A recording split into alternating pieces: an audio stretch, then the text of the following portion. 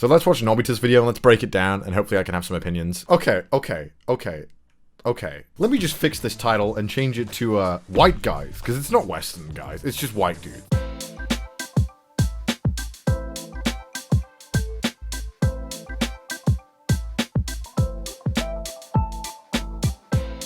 Let's find out.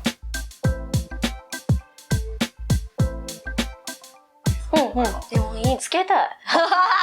全然ありですか？ありすぎる。レディーファーストみたいな感じだから、すごい男らしくてかっこいいなって思う。ロマンチストみたいな。それを恥ずかしがらずやるし、なんかどこでも愛情表現してくれるみたいな。めっちゃいい。日本人って、そういう人結構少ないんですよ。優しいけど装飾っていうかなよなよしてるみたいな。日本とかでもいるじゃないですか、たまに日本人と外国人さんが付き合っててこう街中でイチャイチャしてるみたいな。羨ましいと思う。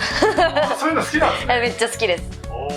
レディーファーストを大切にしてくれてるのかなって思ってて、日本にいた時はそういう経験があんまりなくて、オーストラリアにワーキングホリデーした時に女性を大切にするみたいなっていうのがあったので、女性を気遣ってくれる感じが多分日本人女性からは素敵だなって。元彼を思い出してみると、結構ハーフとクォーター、結構そういう方が多かったりしましたね。そういう顔を好きになったきっかけが、結構インタビュー・ウィズ・ヴァンパイアってわかります？トム・クルーズがめちゃくちゃ美形なんですよ。綺麗で線が儚ない白人の男性みたいな。王子様みたいな見た目は王子様みたいなイメージですね。やっぱヨーロッパだったりとか、そのアメリカだったりとかは。あとなんかレディーファーストってか女の子をすごく大事にする。どういうイメージがありますか？でもなんか話が早そうなイメージがありますね。あんまり優柔不断な人が少なそう。ちょっと怖いって思っちゃうところもあるかも。確かに大きい方多いですしね。体つきも。ここはそうですかね。すごいレディーファーストなイメージ。やっぱ自分のお父さんを見ててもそうなんですけど、結構女性を守るじゃないですけど、こう何かあったらすぐ女性からみたいな感じがイメージではありますね。日本人だと私が特に九州出身だからっていうのもあると思うんですけど、どっちかっていうと他の子の家庭は亭主関白な感じがすごいして、でも私のお父さんの場合はもう全然、あとやっぱ私の父は結構自分の感情をこうストレートに表現する人だったので、こうネガティブなこともポジティブなことも全部口に出して全部態度に出ちゃうみたいな。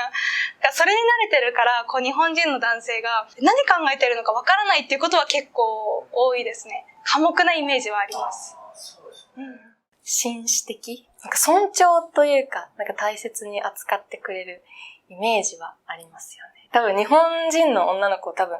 期待しそう。 Some girls do expect you just because like you're white that you're gonna be more aggressive romantically, right? It's not true. I'm a bit of a bitch.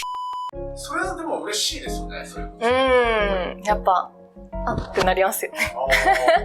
まだされたことないけど。友達とかいないですか？いないかな。そうなんですか。日本で育ったから、日本で生まれて日本で育ったから、ほぼ日本人だし、やっぱずっと今まで周りが日本人ばっかりだったので、でもなんか自分がこういう顔してるっていうのと、やっぱ親族も、やっぱみんな血が混ざってるからこそ、いろいろ受け入れようって気持ちはあるけど、でも文化自体たくさん知ってるかっていうと、そうでもない。そうですね。はい、なんか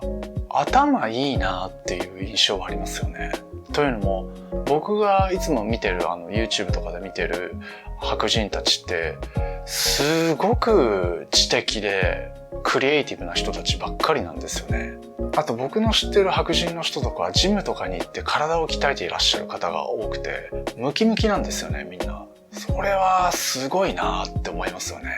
自分がもし女性またはゲイだったとしたらもう一瞬で惚れてまうやろっていう感じですよね。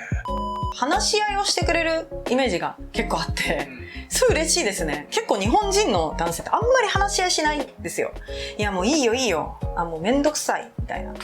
なんかそれなくないですか？そうですね。話し合いしっかりしそうですね。そう、ちゃんとなんで君はそういうふうに思ってるのとかちゃんと聞いてくれそうだからちょっと本当に国際結婚したいです。はい。見慣れてるっていうのはあるんですか？そうですね。なんかやっぱり見慣れてるっていうのもあるし、逆に私はお父さんが白人というかこう外国人だから恋愛対象がアジア人の方が恋愛対象にはなりやすいです。こう憧れがどっちかというとアジア人の男性が身内に一人もいないので白人も素敵だなとは思うんですけど、どちらかというと惹かれるのはアジア人の方だと思います。いつも外国の人と付き合う時って告白ないので付き合ってるのか付き合ってないのか分かんないって時が本当にあって、それはやっぱり告白の文化欲しいなと思います。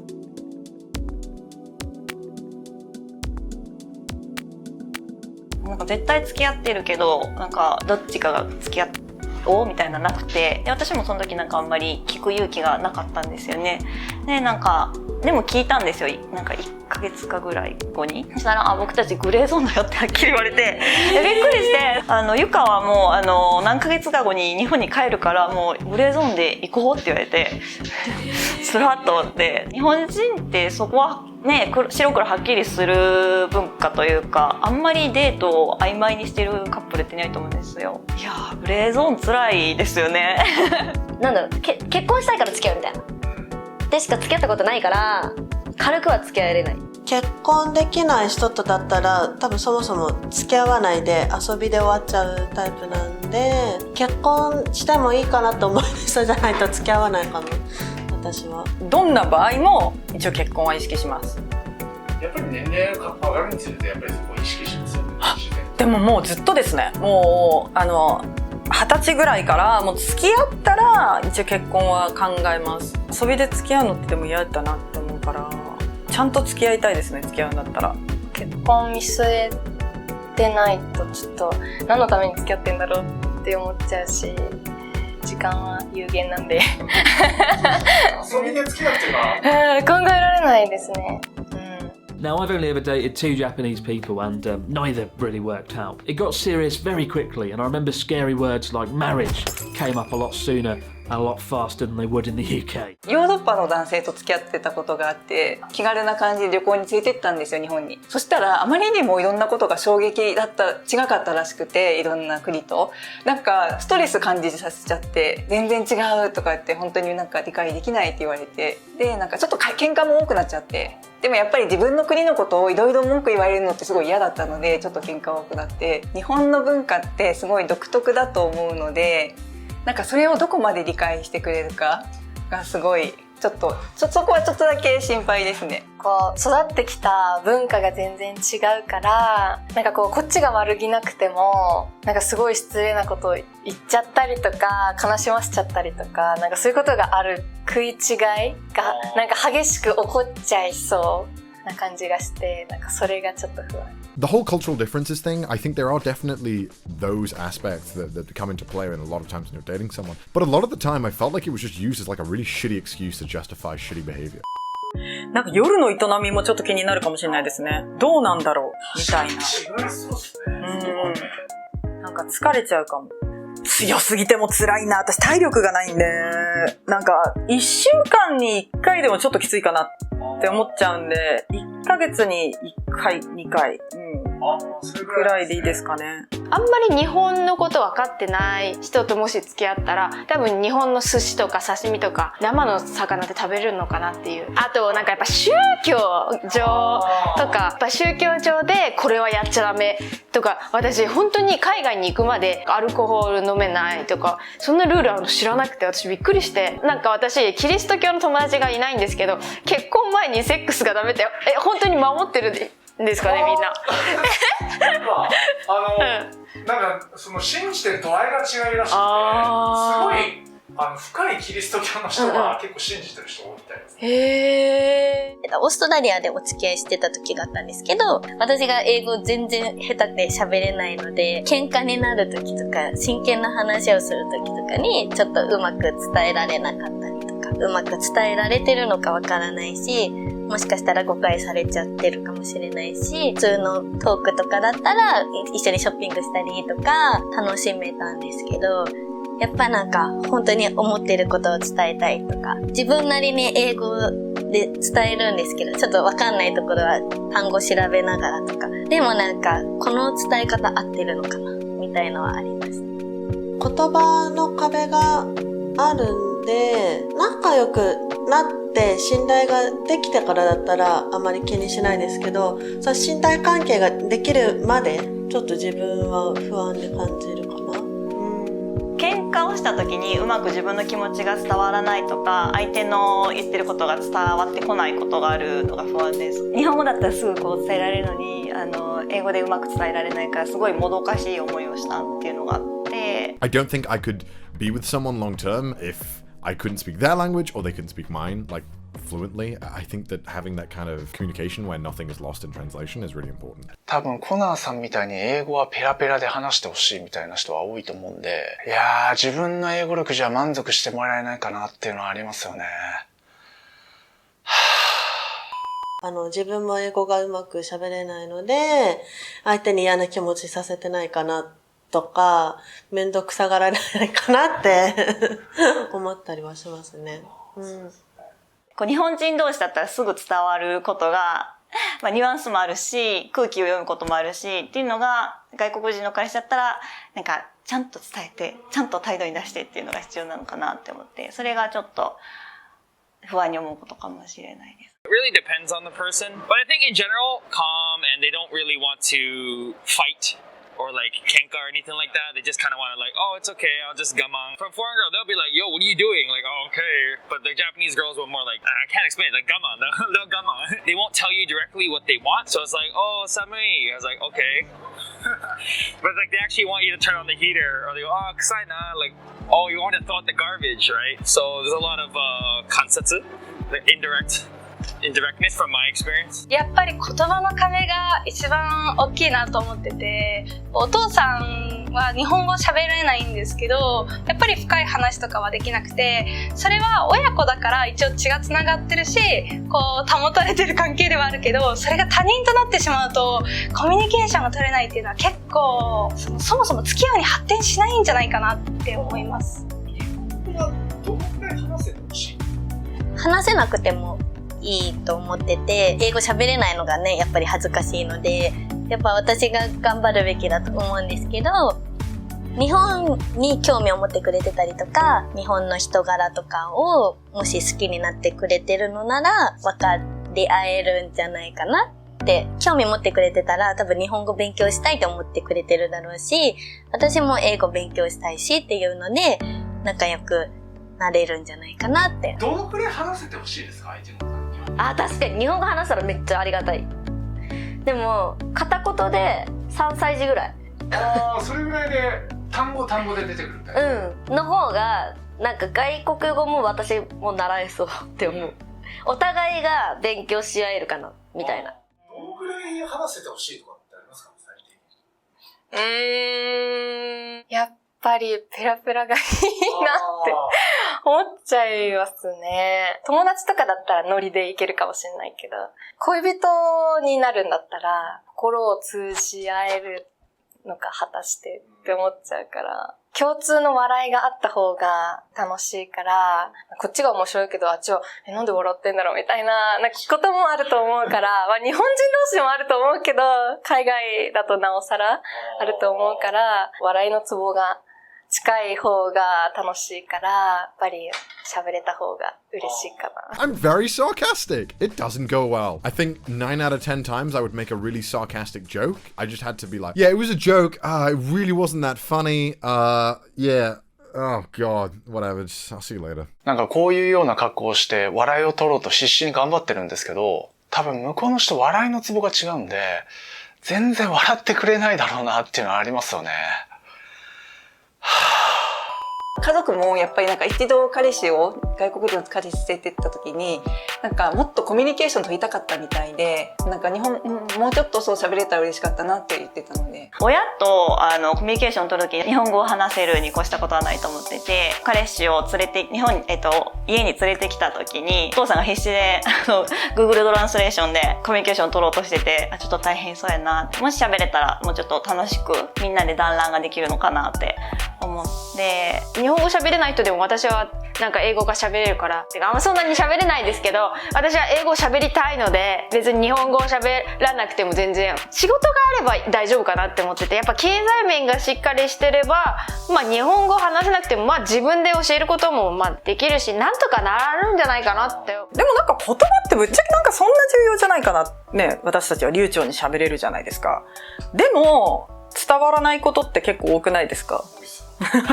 空気を読む人の会社だからその言葉ってそこまで重要かなみたいな。なんか表情だったりとか、そのボディーランゲージだったりとか。いや、でも、なんか、お互い分かり合おうとする気持ちが多分大事だと思うんで、諦めずにコミュニケーションを取り続けようっていう気持ちが持てれば、私はそんなに気にしないですね。まあでも喋れなくても私が英語で向こうは日本語で上達していったらすごいなんかいい関係が築けるのかなと思います。ギャル歴は何年くらい？ギャル歴は何年だろう。でも言うて3年とか高校卒業してから。ルールはちゃんと守る系なんで、校則は守ってたんで、てか目立つ感じのが好きでずっといいなと思ってて、髪とか染められるようになったらいろいろ派手髪しようとか想像してきたことを全部爆発させたみたいな感じです。小学校の時からメイクはしてて、この子可愛いって思うのは大体ギャルの子だったみたいな。なんかうちらのテンションが結構高いから落ち込んで来てた人もなんか元気になって帰れるみたいな。多分こういう感じの人しかギャルしてない。じゃあ結構明るい系な感じ。明るめです地元は。外国人って言うとちょっと幅広いからちょっと欧米系の白人系をイメージしてもらいたいんだけど、付き合うのは OK？全然 OK。イケメン多い。そうか。イケメン多い。あれなんだよね。うちめっちゃなんかさっきからだけど手が超動いちゃうタイプなの。だからボディーランゲージでいけんじゃないみたいな。自分は英語喋れないしあんまり。だけど勉強する気があると嬉しい。向こうにもなんか日本語頑張ろうとかあったら嬉しいなっていうぐらい。なんか外国の方とか結構来てくれるけど、お店にうちらがなんかテンション高いからフィーリングでなんかもその場で言葉よりも文化とかの方が心配。なんか食のあれがね好き嫌いとか違ったらさおっとってなるかもしんないから。でも日本が好きだから向こうに住むとかはできないかもしれん。そうか。そうめっちゃ好きってなったらワンチャン行くかもしんないけど今は日本にいたいって思う。実際付き合うとなったら、なんか心配なことというか、これはちょっと問題になりそうちゃうか。心配。でもどっちに住むか問題。日本かその海外どっちに住むか問題はでかいなって思う。国がどっちに住むかみたいなね、結構あるんですよ。どうですかね、なんか向こうの国に移住するみたいなってありだと思いますか？なんかその国にもよるかもしれないけど、あんま治安悪いとこだったらちょっと怖いから、まあできれば日本に住みたいかなって私は思っちゃいます。やっぱ家族もみんなこっちにいるし、私がもっと英語ができればなんか「いいよ全然向こうですもん」ってなるかもしれないけど、やっぱちょっとまだ消極的だから日本がいいなってな。おばあちゃんとか大切で、何かあった時に駆けつけられないのは悲しいので、頻繁に会いに来させてくれたらみたいな感じですね。なんか行ったり来たりしていいよって言ってくれるなら、日本の大事な人たちに会いに行けるし、おばあちゃんにも会いに行けるしっていうところを大切にしてくれるならっていう感じです。やっぱりそこで一番マイナスに思うのが、金銭的な余裕がない限りは厳しいかなっていうのはあって、っていうのも私のお父さんは日本にずっと住んでて、私もルーマニアのおじいちゃんとかおばあちゃんに実際人生で 3,4 回しか会ったことがないんですよ。で、おじいちゃんとおばあちゃんが亡くなった時も金銭的に家族全員が行くっていうのは難しくて、実際死に目にお父さんも間に合わなくて立ち会えなかったり、そういった時に私は国際結婚ってこんなに難しいんだなってすごい実感したんですね。いとことかとも、今は SNS があるので連絡は取れますけど、もう10年以上会ってないし、そういった面ではやっぱり自分がこう行き来できるくらいの余裕がないと国際結婚自体が難しいのかなとは思います。確かにちょっと遠い国だとお金も時間もかかりますからね。そうですね。やっぱりり楽しそうとは思う反面現実的ではないのかなとかはやっぱ考えたりはします。移住するのも全然 OK。 なんか携帯の電波つながるとこなら携帯使えるとこなら OK。 使えるよそりゃ。使える？だったら全然大丈夫かな。携帯が使えるとこ。不安はない。不安はない。だってあれじゃない、なんか1年も住んだらさ馴染みそうじゃない普通に。なんか留学とかある？したことない全然。海外も行ったことないけど、でもなんか謎の根拠のない自信でうち海外行ってなんか何も喋れなくっても生きていけそうと思ってるの自分で。本当に好きになったらそこは気にしないですかね。もう本当に好きになっちゃったら人生結構冒険したいみたいな感じで生きてるから、なんか常に新しいことをしていきたいし、海外に住むっていうのもいいと思います。私海外行ったことないんで。多分彼がサポートしてくれると信じてついていくかな。まあ逆にそういうことが不安だったらついていかないですけど。私は全然移住したい派。はい、海外生活結構憧れはあるので外国語大学にいたので友達が普通に国際結婚の子がいっぱいいて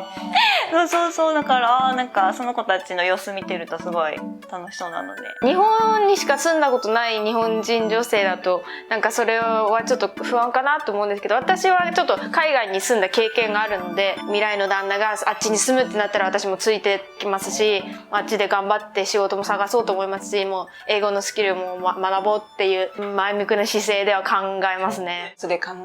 えてなくて、なぜかっていうと昔は外国すごい憧れて行きたくてしょうがなくて、もうそれで10年ぐらい海外に住んでいろんな国行ったら、なんかもう日本が今は好きでしょうがない。もう日本が恋しくて戻ってきたので、今は日本にずっと住みたいって思っているので、どっちかっていうと日本に住みたいって思ってくれてる人。でもやっぱり人ってなんか好きになっちゃったらいろいろ変わるじゃないですか。だからこの考えとかも、もし本当好きな人ができたら変わるかもしれないんですけど、今は考えてない。Like, literally the second thing she told me on our date, I think you should shave beard. It doesn't look good. And I was like, oh, okay, bitch. 白人系の方だとヒゲ濃い人多いじゃない。はい。そういうのはどうですか？気になりますか？私はない方が好きで、似合ってればいいとはもちろん思うんですけど、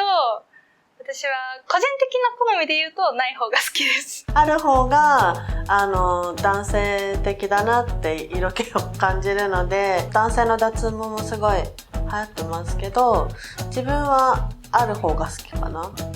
濃いヒゲですか？全然そこは大丈夫です。はい。九州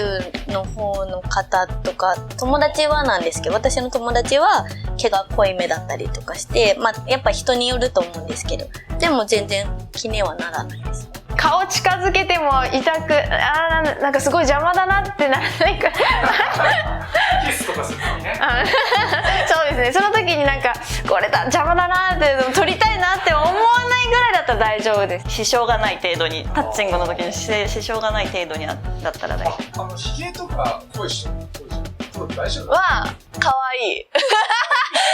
可愛い。可愛くない？ふわふわしててさ、なんか触りたくなっちゃううち。なんだろう、日本人の人だったら正直ヒゲない方がいいって思うんですけど、海外の人は海外の人で似合うからいいみたいな。